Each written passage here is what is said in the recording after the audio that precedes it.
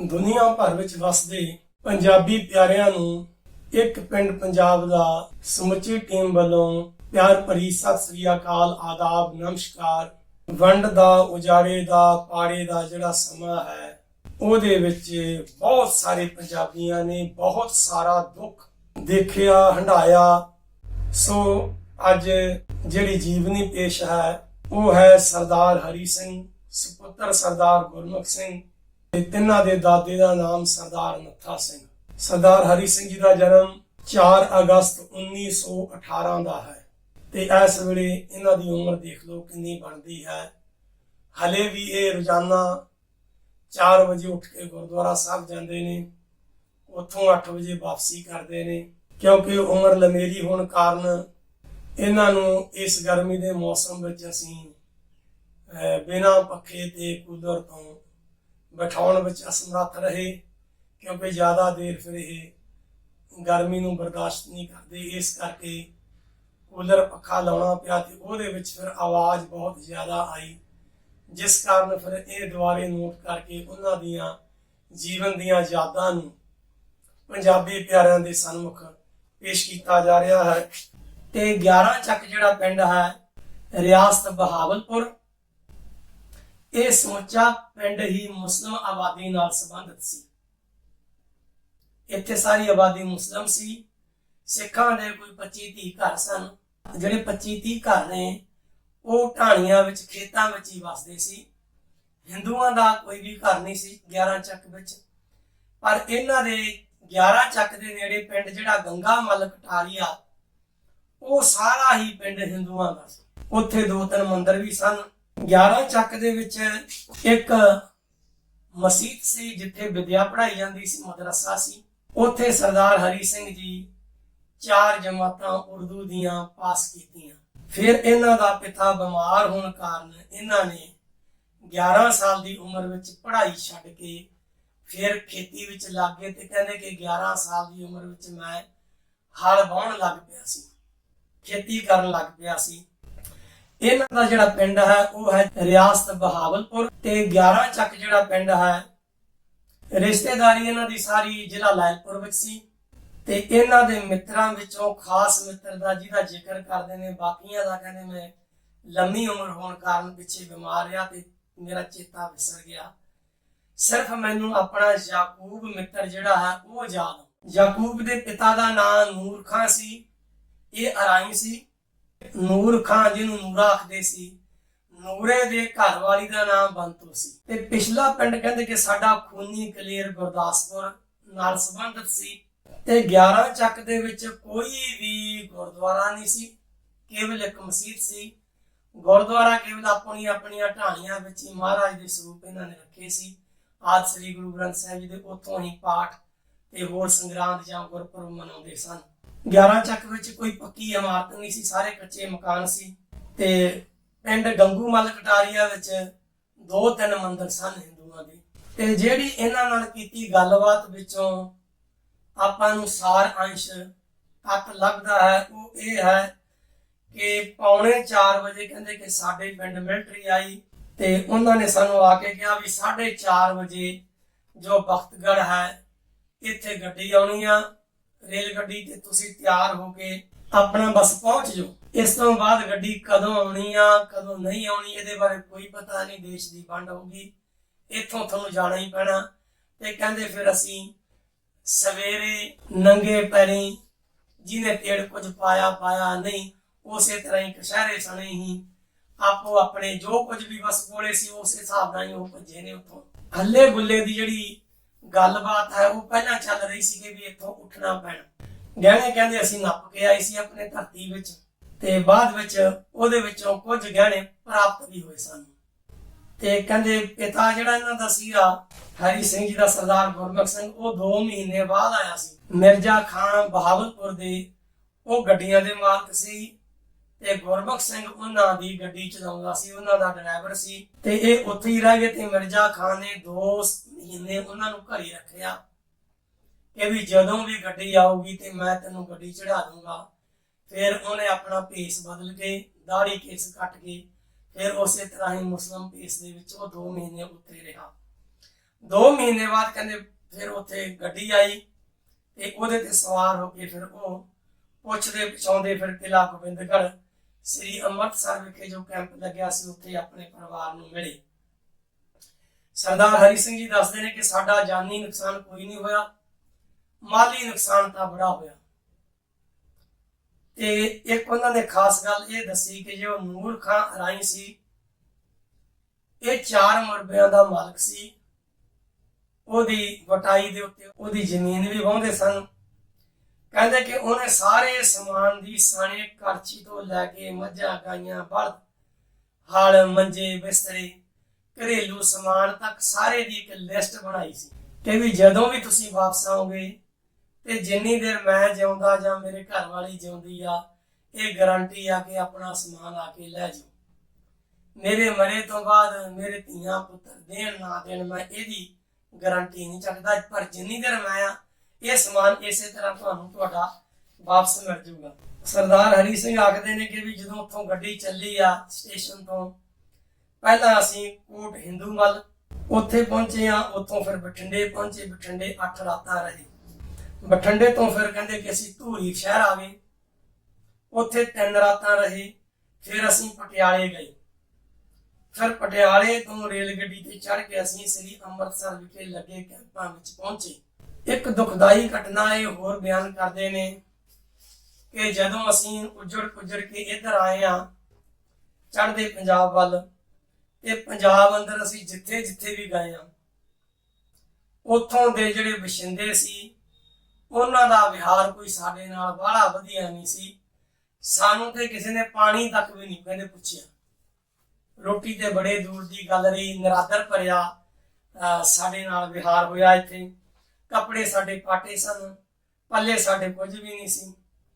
ਫਿਰ ਕਹਿੰਦੇ ਕਿ ਵੀ ਨਹਿਰੂ ਸਰਕਾਰ ਨੇ ਸਾਨੂੰ ਅੰਮ੍ਰਿਤਸਰ ਵਿਖੇ ਕੱਪੜੇ ਦਿੱਤੇ, ਮੰਜੇ ਦਿੱਤੇ, ਬਿਸਤਰੇ ਦਿੱਤੇ, ਵੀ ਸਿਆਲ ਆ ਰਹੇ ਨੇ। ਤੇ ਫਿਰ ਸਾਨੂੰ ਥਾਂ ਥਾਂ ਉਹਨਾਂ ਨੇ ਟਿਕਾਇਆ। ਸਰਦਾਰ ਹਰੀ ਸਿੰਘ ਦੀ ਗੱਲਬਾਤ ਤੋਂ ਜੋ ਵੱਢ ਟੁੱਕ ਦਾ ਸਿਲਸਿਲਾ ਚੱਲਿਆ ਹਿੰਦੂ ਸਿੱਖਾਂ ਮੁਸਲਮਾਨਾਂ ਦਾ ਆਪਸ ਵਿੱਚ, ਉਹਦੇ ਬਹੁਤ ਸਾਰੇ ਕਾਰਨ ਨੇ ਵੀ ਨਫ਼ਰਤ ਫੈਲ ਗਈ। ਪਰੰਤੂ ਨਫ਼ਰਤ ਦਾ ਮੁੱਢ ਕਿੱਥੋਂ ਵੱਜਦਾ ਉਹਦਾ ਵੀ ਉਹ ਜ਼ਿਕਰ ਕਰਦੇ ਨੇ ਕਿ ਲਾਹੌਰ ਵਿਖੇ ਮੁਸਲਿਮ ਜਥੇਬੰਦੀ ਨੇ ਹੈਦਰੀ ਝੰਡਾ, ਹਰੇ ਰੰਗ ਦਾ ਝੰਡਾ ਬਾਂਸ ਦੇ ਉੱਤੇ ਚੜਾ ਦਿੱਤਾ। ਇਹ ਸਰਦਾਰ ਹਰੀ ਸਿੰਘ ਜੀ ਕਹਿੰਦੇ ਕਿ ਮੇਰੇ ਅੱਖੀਂ ਦੇਖਣ ਦੀ ਗੱਲ ਹੈ ਕਿ ਮਾਸਟਰ ਤਾਰਾ ਸਿੰਘ ਜੀ ਨੇ ਉਹ ਝੰਡੇ ਵਾਲਾ ਜਿਹੜਾ ਬਾਂਸ ਸੀ ਉਸ ਨੂੰ ਆਪਣੀ ਤਲਵਾਰ ਦੇ ਇੱਕੋ ਵਾਰ ਨਾਲ ਵੱਢ ਦਿੱਤਾ। ਬਸ ਇੱਥੋਂ ਕਹਿੰਦੇ ਫਿਰ ਵੱਢ ਟੁੱਕ ਸ਼ੁਰੂ ਹੋਈ ਆ। ਕਹਿੰਦੇ ਵੱਢ ਟੁੱਕ ਦਾ ਅਸਲ ਕਾਰਨ ਹਰੇ ਝੰਡੇ ਨੂੰ ਜੋ ਮੁਸਲਿਮ ਲੀਗ ਦਾ ਸੀ ਉਸ ਨੂੰ ਵੱਢ ਦੇਣ ਤੋਂ, ਕੱਟ ਦੇਣ ਤੋਂ ਫਿਰ ਇਹ ਵੱਢ ਟੁੱਕ ਸ਼ੁਰੂ ਹੋ ਗਈ ਸਾਰੇ ਪੰਜਾਬ ਅੰਦਰ। ਨੂਰ ਖਾਂ ਰਾਈ ਨੇ ਜਿਹੜੇ ਉਹਨਾਂ ਦਾ ਜ਼ਿਕਰ ਕਰਦੇ ਨੇ ਕਿ ਉਹਨਾਂ ਦਾ ਕਿੱਡਾ ਕੁ ਵੱਡਾ ਪਰਉਪਕਾਰ ਆ ਸਿੱਖਾਂ ਦੇ ਉੱਤੇ। ਕਹਿੰਦੇ ਉਹਨਾਂ ਨੇ ਸਾਡੀਆਂ ਸਾਰੀਆਂ 25-30 ਘਰਾਂ ਦੀਆਂ ਜਿੰਨੀਆਂ ਵੀ ਬੱਚੀਆਂ ਸੀ, ਬੀਬੀਆਂ ਸੀ, ਧੀਆਂ ਸੀ, ਭੈਣਾਂ ਸੀ, ਉਹਨਾਂ ਨੂੰ ਆਪਣੇ ਪਰਿਵਾਰ ਦੀਆਂ ਬੀਬੀਆਂ ਵਾਲੇ ਕੱਪੜੇ ਪਵਾਤੇ ਵੀ ਸਾਡੇ ਔਰਤਾਂ ਦੇ ਕੱਪੜੇ ਤੁਸੀਂ ਪਹਿਨ ਲਓ ਤਾਂ ਕਿ ਜੇ ਕੋਈ ਤੁਹਾਡੇ ਤੇ ਹਮਲਾ ਕਰਨ ਆਵੇ ਤਾਂ ਉਹਨੂੰ ਪਹਿਰਾਵੇ ਤੋਂ ਪਤਾ ਨਾ ਲੱਗੇ ਕਿ ਵੀ ਇਹ ਸਿੱਖ ਬੀਬੀਆਂ ਨੇ, ਸਿੱਖ ਔਰਤਾਂ ਨੇ। ਤੇ ਕਹਿੰਦੇ ਫਿਰ ਉਹਨੇ ਸਾਨੂੰ ਘਰੇ ਹੀ ਰੱਖਿਆ ਸਾਡੀਆਂ ਔਰਤਾਂ ਨੂੰ ਜਦੋਂ ਇਹ ਗੜਬੜ ਹੁੰਦੀ ਹੈ। ਤੇ ਨੂਰੇ ਖਾਂ ਨੇ ਕਹਿੰਦੇ ਕਿ ਵੀ ਸਿੱਖਾਂ ਦੀ ਬਹੁਤ ਮਦਦ ਕੀਤੀ। 4 ਮਰਬਿਆਂ ਦਾ ਉਹ ਮਾਲਕ ਸੀ ਤੇ ਜਿੰਨੀਆਂ ਵੀ ਸਿੱਖ ਬੀਬੀਆਂ ਸੀ, ਬੱਚੀਆਂ, ਜਵਾਨ, ਬੁੱਢੀਆਂ, ਉਹਨਾਂ ਸਾਰੀਆਂ ਨੂੰ ਉਹਨੇ ਕਿਹਾ ਸੀ ਕਿ ਵੀ ਰੋਟੀ ਤੁਸੀਂ ਆਪਣੀ ਬਣਾਉਣੀ ਆ, ਜਿਸ ਤਰ੍ਹਾਂ ਦੀ ਵੀ ਬਣਾਓ, ਰਾਸ਼ਨ ਪਾਣੀ ਮੇਰਾ ਹੋਊਗਾ, ਕਿਸੇ ਵੀ ਚੀਜ਼ ਦੀ ਤੁਹਾਨੂੰ ਲੋੜ ਪਵੇ, ਜ਼ਰੂਰਤ ਪਵੇ ਤੇ ਮੈਨੂੰ ਦੱਸੋ, ਮੈਂ ਪੈਦਾ ਕਰਕੇ ਦਊਂ, ਮੈਂ ਲਿਆ ਕੇ ਦਊਂ। ਮੱਝਾਂ ਦੀ ਗਿਣਤੀ ਵੀ ਯਾਦ ਆ ਸਰਦਾਰ ਹਰੀ ਸਿੰਘ ਜੀ ਨੂੰ ਕਿ ਉਹਨਾਂ ਦੇ 22 ਮੱਝਾਂ ਸਨ ਲਵੇਰੀਆਂ। ਆਪਣੇ ਪਰਿਵਾਰ ਦੀਆਂ ਮੱਝਾਂ ਦਾ ਵੀ ਜ਼ਿਕਰ ਕਰਦੇ ਨੇ ਕਿ 10 ਮੱਝਾਂ ਸਾਡੇ ਵੀ ਲਵੇਰੀਆਂ ਸਨ। ਕਹਿੰਦੇ ਪਠਾਨ ਆਉਂਦੇ ਜ਼ਰੂਰ ਸੀ ਹਮਲਾ ਕਰਨ ਵਾਸਤੇ। ਜਦੋਂ ਪੁੱਛਦੇ ਸੀ ਕਿ ਵੀ ਸਿੱਖ ਜਾਂ ਕੋਈ ਸਿੱਖ ਔਰਤ ਤੁਹਾਡੇ ਕੋਲ ਹੈਗੀ ਆ ਤਾਂ ਉਹ ਦੇਖਦੇ ਵੀ ਸੀ। ਨੂਰ ਖਾਂ ਸੀ ਉਹ ਆਖਦਾ ਸੀ ਕਿ ਜਿਹੜੀਆਂ ਵੀ ਬੀਬੀਆਂ ਨੇ, ਜਵਾਨ, ਸਾਰੀਆਂ ਮੇਰੀਆਂ ਨੂੰਹਾਂ ਨੇ, ਕੁਛ ਮੇਰੀਆਂ ਧੀਆਂ ਨੇ, ਇਹ ਸਾਰਾ ਪਰਿਵਾਰ ਮੇਰਾ। ਇਸ ਤਰ੍ਹਾਂ ਦੇ ਨਾਲ ਉਸਨੇ ਸਾਡੀ ਰੱਖਿਆ ਕੀਤੀ। ਜਦੋਂ ਸਰਦਾਰ ਹਰੀ ਸਿੰਘ ਨੇ ਜ਼ਿਕਰ ਕੀਤਾ ਕਿ ਤੁਸੀਂ ਆਪਣੇ ਮਿੱਤਰ ਯਾਕੂਬ ਨੂੰ ਅਗਰ ਜਿਉਂਦਾ ਹੋਵੇ ਜਾਂ ਉਹਦੇ ਪਰਿਵਾਰ ਦਾ ਕੋਈ ਮੈਂਬਰ ਤੁਹਾਡੇ ਨਾਲ ਗੱਲਬਾਤ ਕਰਨੀ ਚਾਹਵੇ ਤਾਂ ਕੀ ਤੁਸੀਂ ਗੱਲਬਾਤ ਕਰੋਗੇ? ਉਹ ਕਹਿੰਦੇ ਕਿ ਵੀ ਹੁਣ ਉੱਥੇ ਕੋਈ ਨਹੀਂ ਰਹਿੰਦਾ।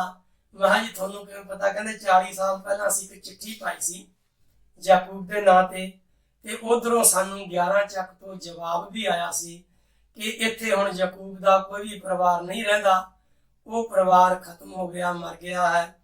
ਤੇ ਕਹਿੰਦੇ ਵੀ ਇਸ ਕਰਕੇ ਫਿਰ ਦੁਬਾਰੇ ਅਸੀਂ ਕੋਈ ਚਿੱਠੀ ਨਹੀਂ ਪਾਈ। ਤੇ ਜਿੱਥੋਂ ਤੱਕ ਉਹ ਕਹਿੰਦੇ ਮੈਨੂੰ ਲੱਗਿਆ ਇੰਜਾ ਕਿ ਵੀ ਜੋ ਸਾਡੇ 25-30 ਘਰਾਂ ਦਾ ਜਿੰਨੇ ਵੀ ਉੱਥੇ ਸਿੱਖ ਘਰ ਸਨ, ਜੋ ਵੀ ਮਾਲ ਸਵਾਬ ਉੱਥੇ ਇੱਕ ਲਿਸਟ ਨਾਲ ਦੇ ਕੇ ਆਏ ਸੀ, ਹੋ ਸਕਦਾ ਵੀ ਉਹ ਪਰਿਵਾਰ ਨੂੰ ਇਹ ਨਾ ਚਿੰਤਾ ਹੋਵੇ ਕਿ ਵੀ ਇਹ ਪਿਛਲਾ ਪਰਿਵਾਰ ਸਾਡੇ ਕੋਲੋਂ ਕੁਝ ਮੰਗ ਨਾ ਲਵੇ। ਕਹਿੰਦੇ ਸਾਨੂੰ ਕੋਈ ਲੋੜ ਨਹੀਂ ਕਿਸੇ ਚੀਜ਼ ਦੀ, ਜੇ ਕੋਈ ਸਾਨੂੰ ਇੱਥੇ ਮਹਾਰਾਜ ਨੇ ਬੜਾ ਦਿੱਤਾ, ਧੀਆਂ ਪੁੱਤਰ ਨੇ, ਪੋਤੇ ਪੋਤੀਆਂ, ਦੋਤੇ ਦੋਤੀਆਂ, ਲੰਮੀ ਉਮਰ ਆ ਤੇ ਤੰਦਰੁਸਤ ਉਮਰ ਮੈਨੂੰ ਬਖਸ਼ਿਸ਼ ਕੀਤੀ। 1918 ਦਾ ਉਹਨਾਂ ਦਾ ਜਨਮ ਆ ਤੇ ਹੁਣ 2022 ਚੱਲ ਰਿਹਾ। ਕਹਿੰਦੇ ਇਸ ਹਿਸਾਬ ਨਾਲ ਮੈਂ ਹੁਣ 104 ਸਾਲਾਂ ਦਾ ਹੋ ਗਿਆ। ਗੁਰੂ ਮਹਾਰਾਜ ਨੇ, ਖੁਦਾ ਨੇ, ਵਾਹਿਗੁਰੂ ਨੇ ਸਾਨੂੰ ਬਹੁਤ ਕੁਝ ਦਿੱਤਾ। ਕਹਿੰਦੇ ਹੋਰ ਕੋਈ ਮੈਨੂੰ ਚੇਤਾ ਨਹੀਂ ਆਉਂਦਾ। ਜੇ ਕੋਈ ਮੇਰੇ ਨਾਲ ਗੱਲ ਕਰਨੀ ਚਾਹਵੇ ਤਾਂ ਉਹਨਾਂ ਦਾ ਨੰਬਰ ਆਪਾਂ ਦੇ ਰਹੇ ਹਾਂ ਤੇ ਇਸ ਨੰਬਰ ਤੇ ਤੁਸੀਂ ਉਹਨਾਂ ਨਾਲ ਸੰਪਰਕ ਕਰ ਸਕਦੇ ਹੋ। ਇੱਕ ਜੋ ਉਹਨਾਂ ਨੇ ਖਾਸ ਗੱਲ ਦਿੱਤੀ ਆ, ਆਪਣੇ ਚੜ੍ਹਦੇ ਪੰਜਾਬ ਤੋਂ ਵੀ, ਲਹਿੰਦੇ ਪੰਜਾਬ ਤੋਂ ਵੀ, ਸਾਡੀਆਂ ਬਹੁਤ ਸਾਰੇ ਜੋ ਸੋਸ਼ਲ ਮੀਡੀਆ ਦੇ ਚੈਨਲ ਨੇ, ਉਹਦੇ ਵਿੱਚ ਇੱਕ ਖਾਸ ਗੱਲ ਆਉਂਦੀ ਆ ਕਿ ਵੀ ਜੋ ਰੋਟੀ ਸੀ, ਖਾਣਾ ਸੀ, ਉਹ ਹਿੰਦੂ ਸਿੱਖਾਂ ਮੁਸਲਮਾਨਾਂ ਦਾ ਸਾਂਝਾ ਨਹੀਂ ਸੀ। ਰੋਟੀ ਵੱਖਰੀ ਵੱਖਰੀ ਖਾਂਦੇ ਸੀ ਤੇ ਸਾਨੂੰ ਵੀ ਇਸੇ ਤਰ੍ਹਾਂ ਲੱਗਦਾ ਵੀ ਇਸੇ ਤਰ੍ਹਾਂ ਹੋ। ਇੱਕ ਖਾਸ ਗੱਲ ਇਹਨਾਂ ਨੇ ਦੱਸੀ ਆ, ਸਰਦਾਰ ਹਰੀ ਸਿੰਘ ਜੀ ਹੋਰਾਂ ਨੇ, ਇਹ ਰੋਟੀ ਦੀ ਸਾਂਝ ਸੀ ਕੇਵਲ ਵਿਆਹ ਸ਼ਾਦੀਆਂ ਦੇ ਸਮੇਂ, ਜਦੋਂ ਸਿੱਖਾਂ ਦੇ ਮਾਸ ਬਣਦਾ ਸੀ, ਬੱਕਰਾ ਵਗੈਰਾ ਝਟਕਾਉਂਦੇ ਸੀ, ਜਾਂ ਮੁਸਲਿਮ ਸਮਾਜ ਅੰਦਰ ਕਿਸੇ ਨੂੰ ਬੱਕਰੇ ਨੂੰ, ਜਾਨਵਰ ਨੂੰ ਹਲਾਲ ਕਰਦੇ ਸੀ, ਉਹ ਬਣਿਆ ਹੋਇਆ ਮਾਸ ਇੱਕ ਦੂਜੇ ਦਾ ਵਿਆਹ ਸ਼ਾਦੀਆਂ 'ਚ ਨਹੀਂ ਖਾਂਦੇ ਸੀ। ਦੁਬਾਰਾ ਫਿਰ ਨੋਟ ਕਰਨ ਵਾਲੀ ਗੱਲ ਹੈ ਜੀ ਪੰਜਾਬੀ ਸਰੋਤਿਓ, ਕਿ ਕੇਵਲ ਹਲਾਲ ਮੀਟ ਨੂੰ, ਹਲਾਲ ਮਾਸ ਨੂੰ ਹਿੰਦੂ ਸਿੱਖ ਨਹੀਂ ਸੀ ਖਾਂਦੇ, ਇਸ ਕਰਕੇ ਵਿਆਹ ਸ਼ਾਦੀ ਵਿੱਚ ਉਹ ਰੋਟੀ ਨਹੀਂ ਸੀ ਖਾਂਦੇ। ਤੇ ਜਿਹੜੇ ਸਿੱਖ ਝਟਕੇ ਨਾਲ ਮਾਸ ਤਿਆਰ ਕਰਦੇ ਸੀ, ਉਹਨੂੰ ਮੁਸਲਿਮ ਸਮਾਜ ਨਹੀਂ ਸੀ ਖਾਂਦਾ। ਇਸ ਕਰਕੇ ਰੋਟੀ ਦਾ ਬਖਰੇਵਾ ਸੀ, ਹੋਰ ਕੋਈ ਨਹੀਂ। ਉਹ ਕਹਿੰਦੇ ਇਕੱਠੇ ਖੇਡਦੇ ਸੀ, ਇਕੱਠੇ ਕੰਮ ਕਰਦੇ ਸੀ ਤੇ ਹਰ ਦੇ ਘਰੇ ਆਉਣ ਜਾਣਾ ਸੀ। ਤੇ ਜਿਵੇਂ ਮੰਨ ਲਓ ਵੀ ਹਾਜ਼ਰੀ ਰੋਟੀ ਦੇ ਸਮੇਂ ਕਿਸੇ ਦੇ ਘਰੇ ਬੈਠੇ ਹੋਈਏ, ਘਰੇ ਹੋਰ ਰੋਟੀ ਤਿਆਰ ਹੋ ਜੇ ਤੇ ਕੋਈ ਨਹੀਂ ਸੀ ਦੇਖਦਾ ਵੀ ਇਹ ਹਿੰਦੂ ਆ, ਮੁਸਲਮਾਨ ਆ ਜਾਂ ਸਿੱਖ ਆ। ਰੋਟੀ ਸਾਰੇ ਹੀ ਖਾ ਲੈਂਦੇ ਸੀ ਇੱਕ ਦੂਜੇ ਦੇ ਘਰੇ। ਇਹ ਨਹੀਂ ਵੀ ਰੋਟੀ ਖਾਂਦੇ ਹੀ ਨਹੀਂ ਸੀ, ਕੇਵਲ ਹਲਾਲ ਅਤੇ ਝਟਕੇ ਦਾ ਹੀ ਮਸਲਾ ਸੀ। ਸਾਰੇ ਏਕੇ ਨਾਲ ਰਹਿੰਦੇ ਸੀ, ਇਹ ਵੀ ਕੋਈ ਮਸਲਾ ਨਹੀਂ ਸੀ। ਕੇਵਲ ਇੰਨਾ ਸੀ ਕਿ ਵੀ ਝਟਕੇ ਤੇ ਹਲਾਲ ਦਾ ਮਾਸ ਮੁਸਲਮਾਨ ਵੀਰ ਤੇ ਸਿੱਖ ਪਰਿਵਾਰ ਇੱਕ ਦੂਜੇ ਪਾਸੇ ਨਹੀਂ ਖਾਂਦੇ ਸੀ। ਬਾਕੀ ਰੋਟੀ ਇੱਕ ਦੂਜੇ ਦੇ ਘਰੇ ਖਾਧੀ ਜਾਂਦੀ ਸੀ, ਦਾਲ ਸਬਜ਼ੀ ਮੰਗ ਕੇ ਵੀ ਖਾਧੀ ਜਾਂਦੀ ਸੀ, ਹਾਲੀ ਪਾਲੀ ਵੀ ਰੋਟੀ ਖਾਣ ਵੇਲੇ ਇਕੱਠੇ ਹੋ ਕੇ ਖਾ ਪੀ ਲੈਂਦੇ ਸੀ। ਰੋਟੀ ਦੁਪਹਿਰ ਦੀ ਰੋਟੀ ਵੀ ਖਾ ਲੈਂਦੇ ਸੀ ਜੇ ਖੇਤਾਂ ਵਿੱਚ ਕੰਮ ਕਰਦੇ ਹੋਣ। ਪਰੰਤੂ ਸਿਰਫ ਮਾਸ ਜਿਹੜਾ ਹਲਾਲ ਜਾਂ ਝਟਕਾ ਸੀ, ਉਹ ਇੱਕ ਦੂਜੇ ਪਾਸੇ ਧਰਮੀ ਬੰਦਸ਼ ਹੋਣ ਕਰਕੇ ਨਹੀਂ ਖਾਧਾ ਜਾਂਦਾ ਸੀ।